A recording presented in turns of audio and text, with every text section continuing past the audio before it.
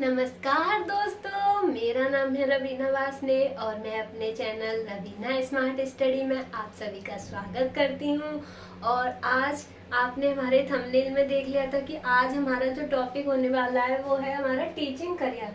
तो ये teaching career के लिए हम इसलिए वीडियो बना रहे हैं कि जब बच्चे 12th पास आउट हो जाते हैं तो उनको बहुत ही कंफ्यूजन होता है कि वो आगे क्या करें। अगर जिन बच्चों को टीचिंग लाइन में जाना होता है लेकिन वो कंफ्यूज हो जाते हैं कि उन्हें हमें ऐसा क्या है कि वो पढ़ना चाहिए जिससे वो इस क्षेत्र में अच्छे से प्रोग्रेस कर पाएं। और मेरी एक व्यूअर्स हैं जो मुझे बार बार कमेंट कर रही थी कि आप दीदी आप टीचिंग करियर के बारे में, आफ्टर 12th के बारे में बताइए। तो ये वीडियो स्पेशली उनके लिए है। तो चलिए आज हम टीचिंग करियर से स्टार्ट करते हैं कि टीचिंग करियर 12th के बाद हम कैसे बना सकते हैं। तो चलिए ज़्यादा देरी ना करते हुए अपनी वीडियो को स्टार्ट करते हैं। तो लेट्स स्टार्ट। तो चलिए स्टार्ट करते हैं अपनी वीडियो से। तो सबसे पहले जानते हैं कि हमारे कुछ टाइप के टीचर्स होते हैं जब हम स्कूल में पढ़ाते हैं। तो ये देखिए सबसे पहले कुछ जैसे नर्सरी लेवल के टीचर, प्राइमरी लेवल के टीचर, हाई स्कूल लेवल के टीचर और कॉलेज लेवल के टीचर, ये कुछ टाइप के टीचर्स होते हैं। और इन सभी के बारे में जानने से पहले कि इनके लिए क्या क्या कोर्स करना चाहिए, उससे पहले आपको एक बात याद रखनी होगी कि इन सभी को कौन कराता है, NCTE यानी कि नेशनल काउंसलिंग टीचर एजुकेशन। इसकी फुल फॉर्म क्या होती है, नेशनल काउंसलिंग टीचर एजुकेशन। ये एक संस्था है जो इन कोर्सेज को भी कराती है इनमें और इनके बाद आने वाली भर्तियों को भी पूरा कराती है। तो ये एक संस्था है जिसके द्वारा ये सारे एग्जाम कंडक्ट कराए जाते हैं। तो आपको पहले ये बात तो समझ आई होगी। अब हम शुरुआत करते हैं अपनी नर्सरी टीचर से। तो नर्सरी टीचर जो बनते हैं आप फर्स्ट से नीचे वाली क्लास, जैसे कि मान लीजिए LKG UKG ये क्लासेस होती हैं, तो उनके टीचर बनते हैं। यानी कि आप समझ सकते हैं प्ले स्कूल जो होते हैं एक तरीके से इनके टीचर बनते हैं आप प्ले स्कूल के। जो बुनियादी शिक्षा की नीति रखी जा रही है उसमें जो नर्सरी के टीचर को बहुत महत्व दिया जा रहा है, क्योंकि यहाँ से ही बुनियाद शुरू होती है बच्चे की। पहले इस पर इतना महत्व नहीं दिया जा रहा था, लेकिन नई शिक्षा नीति में अब नर्सरी टीचर की वैकेंसी काफी ज्यादा निकलेंगी, क्योंकि अब कहा जाता है कि पहले बुनियाद ही बच्चे की मजबूत होनी चाहिए, तभी बच्चे की नींव आगे रखी जा सकती है। तो ये बहुत ही महत्वपूर्ण है। अब आने वाली वैकेंसी इसकी बहुत अच्छी आएंगी। तो अब इसके थोड़े क्राइटेरिया को समझते हैं। देखिए, सबसे पहले इसके लिए हमें 12th पास आउट होना चाहिए। 12th के बाद इस कोर्स को कर सकते हैं। ये कोर्स 2 साल का होता है। ये कोर्स 2 साल का होता है। इसका कोर्स पहले सब नर्सरी लेवल के टीचर बनने के लिए सबसे पहले आपको 12th पास आउट होना चाहिए। किसी भी स्ट्रीम से आप पास हो सकते हैं, चाहे आप साइंस स्ट्रीम से हो, चाहे कॉमर्स से हो, चाहे आर्ट से हो, किसी भी स्ट्रीम से आप पास आउट होने चाहिए। और आप सिर्फ 12th पास होने चाहिए। और आपकी जो मिनिमम क्वालिफिकेशन है वो 50 से 60% यानी कि 50 से अबव होनी चाहिए। कहीं कहीं 55 मांग लेते हैं, कभी कहीं कहीं 50 मांग लेते हैं। हर स्टेट के अकॉर्डिंग ये अलग होती है। तो 50 से 60%, ठीक है।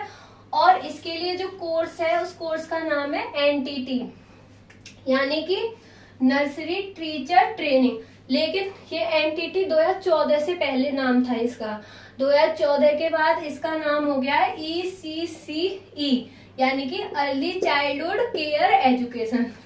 अब इसका नाम बदल गया है। पहले इसका नाम ये था, लेकिन अब इसका नाम हो गया ECCE। ये 2 साल का प्रोग्राम होता है और इसमें कोई एंट्रेंस नहीं होता है।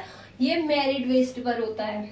ये बात आपको समझ में आई होगी कि नर्सरी लेवल के टीचर बनने के लिए आपको कौन से कोर्स को करना चाहिए। आपको कोर्स करना चाहिए ECCE। 10th+2 के बाद किसी भी स्ट्रीम से आप हो, आप इस कोर्स को कर सकते हैं और ये 2 साल का कोर्स होता है। अब हम बात करते हैं प्राइमरी लेवल के। अब जिनका सपना है प्राइमरी लेवल में टीचिंग करने का, तो देखिए 1 to 5 के लिए होता है एक आपका DLED, diploma in elementary education, okay.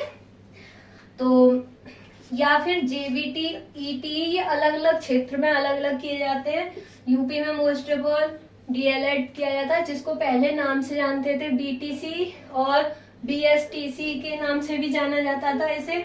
ये जो है आपका यूपी में मैं आपको बता रही हूँ, इसे हम ग्रेजुएशन के बाद कर सकते हैं।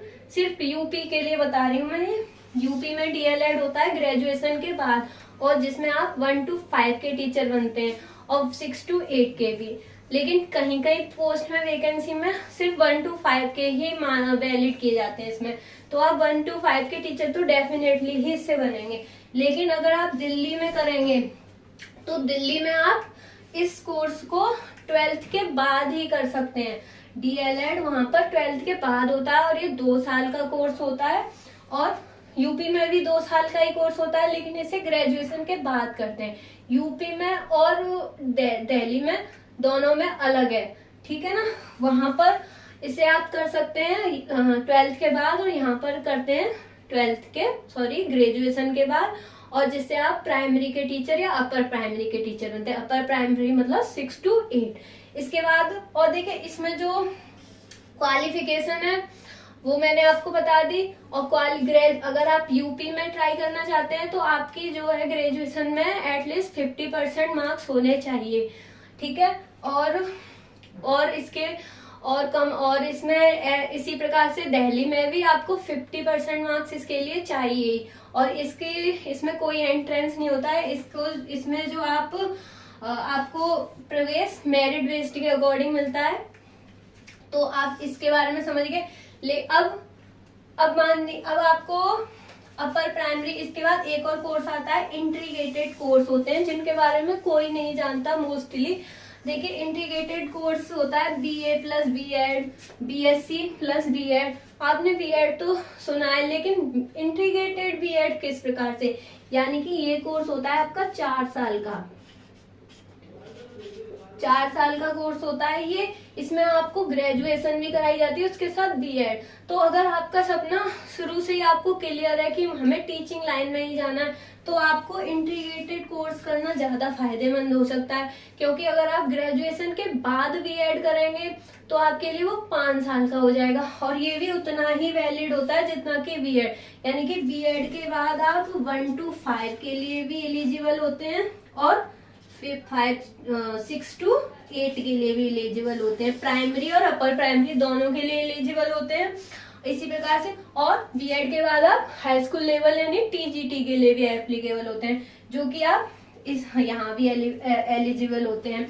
लेकिन इसको एक अदर नाम से जानते हैं, इसे हम BELED, bachelor in elementary education, जिसे हम कहते हैं BELED, ठीक है। तो इसके लिए भी क्या चाहिए आपको, 50% आपको जो है 12th में चाहिए, जो इंटीग्रेटेड कोर्स को इसका दूसरे नाम को भी जानते हैं। अगर इसके लिए देखिए हर जगह अलग अलग है, कहीं कहीं तो मेरिट बेस पे एडमिशन होता है किसी किसी यूनिवर्सिटी पर, और कहीं कहीं इसका एंट्रेंस होता है। तो आप अपने अपने राज्य के अकॉर्डिंग देखिएगा। तो इसे जो इंटीग्रेटेड कोर्स होता है इसे BELED कहते हैं। यानी देखिए B.Ed क्या होता है, बैचलर ऑफ एजुकेशन, लेकिन इसमें एलिमेंट्री जुड़ जाता है, bachelor in elementary of education. तो ये 4 साल का कोर्स होता है। इसमें आप प्राइमरी और अपर प्राइमरी दोनों के लिए एलिजिबल होते हैं, यानी कि 1 से 5 वाले टीचर भी बन सकते हैं और 6 से 8 वाले टीचर भी बन सकते हैं। तो आपको ये वाले कोर्स समझ में आए होंगे। अब देखिए एक और कोर्स हम आपको बताते हैं। इसको बताने से पहले अभी हम आपको एक और कोर्स बताते हैं, यहाँ बताते हैं। एक होता है आपका स्पेशल एजुकेशन। एक स्पेशल एजुकेशन आप जानते ही होंगे, ये सब आपको समझ में आ गई। ये हम बिगाड़ देते हैं पहले, 1 मिनट, ये बिगाड़ देते हैं।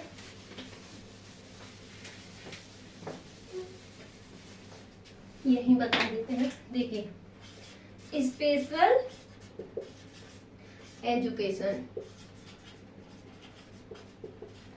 स्पेशल एजुकेशन के टीचर वो बनते हैं जो जो बच्चे होते हैं, दिव्यांगजन बच्चे होते हैं, उनके जो टीचर होते हैं उन्हें स्पेशल एजुकेशन के लिए एक अलग कोर्स होता है जिसका नाम होता है DED, यानी DED। यानी कि अब देखिए इसको भी दो तरीके से कर सकते हैं, या तो आप 12th के बाद कर सकते हैं या फिर ग्रेजुएशन के बाद कर सकते हैं।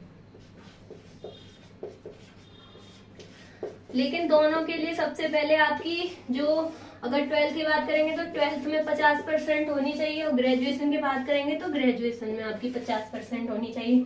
ये बात आपको क्लियर है? ओके। और इसकी जो फुल फॉर्म होती है वो diploma in education, diploma in education. Okay, ये इसकी फुल फॉर्म होती है। तो जो आप अगर 12th की बात करेंगे तो ये कोर्स होता है 4 साल का, जैसे कि आपका BLED था। ग्रेजुएशन के बाद करेंगे तो ये कोर्स आपका हो जाता है 2 साल का। और ध्यान रखिए, ये अपर प्राइमरी और प्राइमरी दोनों के लिए एलिजिबल होते हैं, लेकिन स्पेशल एजुकेशन वाले, इनकी जो वैकेंसी होती है वो अलग निकलती है। जो दिव्यांगजन बच्चे होते हैं, ये उनको पढ़ाने के लिए ये कोर्स किया जाता है, DED। अगर आप चाहते हैं कि आप दिव्यांगजन बच्चों को पढ़ाना चाहते हैं तो आप डिप्लोमा इन एजुकेशन यानी DED कर सकते हैं। और ये दोनों ग्रेजुएशन के बाद 2 साल का होता है, 12th के बाद 4 साल का होता है। कहीं कहीं इसका एंट्रेंस होता है और कहीं कहीं इसको मेरिट बेस से भी किया जाता है। तो आप अपने स्टेट के अकॉर्डिंग देख लीजिएगा। और मिनिमम जो आपकी मिनिमम आपकी परसेंट होनी चाहिए 12th में 50 और ग्रेजुएशन में भी 50। अगर आपको ये बात और समझ में आई होगी। अब देखिए, एक और कोर्स होता है जो 12th के बाद भी किया जाता है। देखिए, एक और कोर्स है, मैं आज आपको सारे कोर्स समझा दूंगी, जिसके बाद आपको इस वीडियो के बाद कोई भी डाउट नहीं रह जाएगा। देखिए, इसके बाद 12th के बाद एक और कोर्स होता है, जिसको खेल में रुचि है जिसके पास, तो उसके लिए होता है BPED यानी BPED बोलते हैं इसे। ये 2 साल का कोर्स होता है। ओके, BPED 2 साल का कोर्स होता है। और इसमें याद रखिए, 2 साल का ये जब होता है जब आपने ग्रेजुएशन किया, लेकिन अगर 12th के बाद करते हैं वही 4 साल का, और ग्रेजुएशन के बाद 2 साल का। और सबके लिए परसेंट सेम ही होती है, 50% होना कंपलसरी है 12th और ग्रेजुएशन में।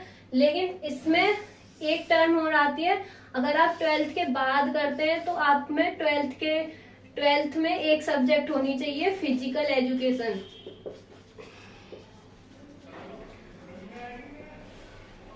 जिसे नैतिक शिक्षा के नाम से हम जानते हैं।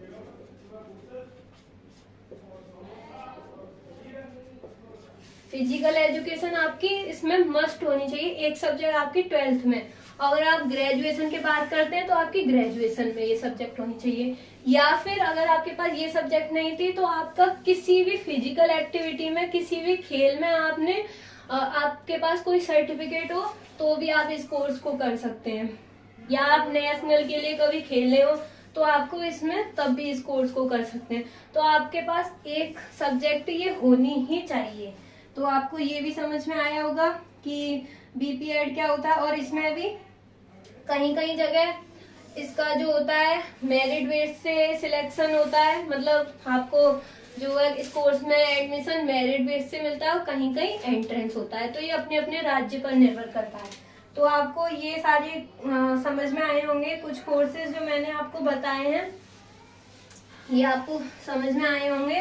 अब देखिए, ये कुछ कोर्सेस हैं जो मैं आपको अच्छे से समझा पाई। अब देखिए, हाई स्कूल में तो आपको पता ही है, आपके पास BEd होना चाहिए ग्रेजुएशन के बाद। ग्रेजुएशन के बाद 2 साल का BEd होना चाहिए, जिसे बैचलर ऑफ एजुकेशन, ठीक है। और तो आप TGT के टीचर बन सकते हैं, जो DSSB की वैकेंसी अब कुछ समय में आने वाली है। और देखिए, जैसे आपने BSc प्लस BEd किया है, तो जैसे आपने फिजिक्स, केमिस्ट्री और मैथ तीनों से ही किया है, तो आप इन तीनों के लिए अप्लाई कर सकते हैं TGT टीचर के लिए, जो 10th तक के टीचर बनते हैं। इसके बाद अगर आप बीएड भी करते हैं तो आप यहाँ भी एलिजिबल हैं, प्राइमरी के लिए भी और अपर प्राइमरी के लिए भी। ओके, तो बीएड करना बहुत अच्छा है, लेकिन अभी यहाँ पर ये विवाद में चल रहा है क्योंकि ये कोर्ट में केस चल रहा है। तो लेकिन अपर प्राइमरी में आप फिर भी अभी भी एलिजिबल है, लेकिन प्राइमरी पर अभी कोर्ट में केस चल रहा है, लेकिन आप अपर प्राइमरी और टीजीटी के लिए अप्लाई कर सकते हैं। अब आपको कॉलेज या यूनिवर्सिटी के लिए करना, और देखिए पोस्ट ग्रेजुएशन, अगर आपने इसके साथ पोस्ट ग्रेजुएशन किया और या फिर आप मान लीजिए बीएड नहीं किया, आपको इंटर कॉलेज का टीचर बनना है, तो आपने जैसे बीएससी किया है तो उसके साथ एमएससी किया है जिस भी सब्जेक्ट से, तो आप उस सब्जेक्ट के लिए अप्लाई कर सकते हैं। जैसे मान लीजिए आपने केमिस्ट्री से एमएससी किया है तो आप केमिस्ट्री के लिए पीजीटी में अप्लाई कर सकते हैं, यहाँ टीजीटी और वहां आप पीजीटी में अप्लाई कर सकते हैं। तो ये तो आपको समझ में आ गया टीचिंग का। कॉलेज के लिए आप क्या कर सकते हैं, एक एग्जाम होता है यूजीसी नेट, यानी कि university grant commission, grant commission. जल्दी जल्दी लिख रही हूँ, थोड़ा गंदा आएगा क्योंकि मुझे आपको ज्यादा से ज्यादा चीजें छोटी सी वीडियो में समझानी है। तो आपको यूजीसी नेट का पेपर क्वालिफाई करना पड़ेगा। अगर आपने पोस्ट ग्रेजुएशन किया उसके बाद आपको मतलब आपको एक यूजीसी नेट जिसकी फुल फॉर्म है, इसका पेपर क्वालिफाई करना पड़ेगा। उसके बाद आप किसी कॉलेज में असिस्टेंट प्रोफेसर के रूप में, असिस्टेंट प्रोफेसर या फिर एसोसिएट प्रोफेसर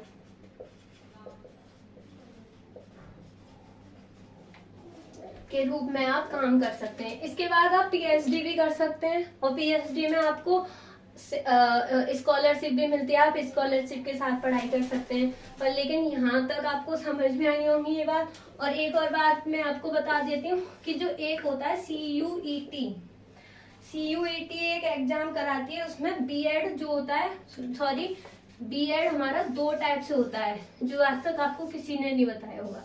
एक तो कराती है सीयूईटी यानी कि ऑल इंडिया लेवल, और एक स्टेट टेस्ट, स्टेट के थ्रू जो आप बीएड के फॉर्म भरते हैं वो आप स्टेट के भरते हैं। लेकिन अगर आप सीयूटी से करना चाहते हैं तो आप कहीं भी पूरे आप कह सकते हैं पूरे देश में आप कहीं से भी कर सकते हैं। तो ये एक फॉर्म भराया था, इससे दो जगह से आप बीएड कर सकते हैं। तो मुझे लगता है मैंने आपको सारी ही बातें बता दी होंगी और आपके सारे ही कंफ्यूजन दूर कर दिए होंगे। और अगर कुछ थोड़े बहुत भी आपके कंफ्यूजन रह जाते हैं कि अगर आपको और कोई जानकारी चाहिए या मेरे से कोई जानकारी छूट गई है तो आप मुझे बताइएगा, मैं आपको और इसकी डीपली नॉलेज दूंगी। और अगर आपको इनमें से पर्टिकुलर किसी एक कोर्स के बारे में जानना है कि इनकी क्या क्या क्वालिफिकेशन है, कितनी कितनी फीस है, कहाँ इनके कौन से बेस्ट कॉलेज हैं, तो आप मुझसे ये भी पूछ सकते हैं और आप मुझे कमेंट में पिन कर सकते हैं। मैं आपको उस कोर्स की सेपरेट वीडियो भी प्रोवाइड करा दूंगी। तो आज की वीडियो हमारी बस इतनी ही है। तो अगर आपको हमारी वीडियो अच्छी लगी तो प्लीज लाइक कीजिए, सब्सक्राइब कीजिए और बेल आइकन को प्रेस करना ना भूलिए और शेयर भी कीजिए जिनको इस वीडियो की बहुत ज्यादा जरूरत है, जो बच्चे कंफ्यूजन में है कि उन्हें क्या करना चाहिए। तो आप उनको ये वीडियो प्लीज शेयर कीजिए। और बस आपका सपोर्ट ऐसे ही बना रहे और प्लीज सब्सक्राइब कीजिए मुझे, जिससे थोड़ा मोटिवेशन मिले। मैं आपके लिए इतनी मेहनत से वीडियो बना रही हूँ, मुझे इतनी गर्मी लग रही है लेकिन मैं फिर भी आपके लिए वीडियो बना रही हूँ, तो आप मुझे थोड़ा सा सपोर्ट दे सकते हैं और ये आपकी इच्छा है, बस मैं आपसे रिक्वेस्ट ही कर सकती हूँ। तो बस इसी उम्मीद के साथ विदा लेती हूँ। नमस्कार, वंदे मातरम।